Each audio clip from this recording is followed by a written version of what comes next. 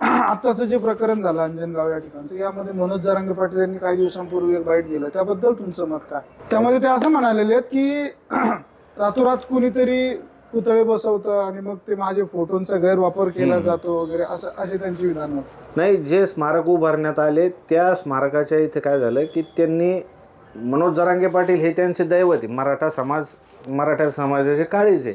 त्यांनी मनोज जरांगे पाटलांचा फोटो वापरला, पण मनोज जरांगे पाटील यांना कसल्याही पद्धतीची विचारणा केली नव्हती की अशा अशा पद्धतीचं आम्ही स्मारक उभारतोय. आता काय झालं की त्यांनी मनोजदादाचा फोटो वापरून स्वतःचा फोटो वापरला, तर या हाकेनी त्याचा इश्यू केला की मनोज जरांगे पाटलांनी यांना स्मारक उभारण्याचं सांगितलं, म्हणून लोकांमध्ये संभ्रम निर्माण झाला होता.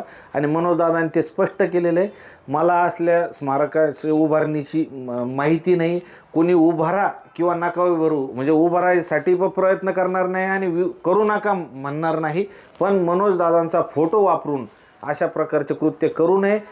अजून एक की आपल्याला स्मारक उभारायचे तर ते रीतसर परवानगी घेऊन उभारा, कारण यामध्ये आधीच मराठा आरक्षणामुळं ह्या लढ्यामुळं बऱ्याच जातीमध्ये लोकांनी संभ्रम निर्माण केलेला आहे. आणि या स्मारकांच्या याच्यामुळं हा एक मोठा प्लॅन 2029चा दिसतोय.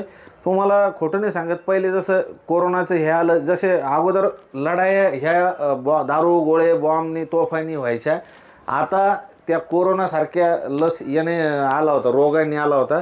आणि आताचं जे 29चं इलेक्शन लढलं जाणार आहे हे स्मारकाच्या वादावून लढणं जाणार आहे, हे स्पष्ट दिसत आहे.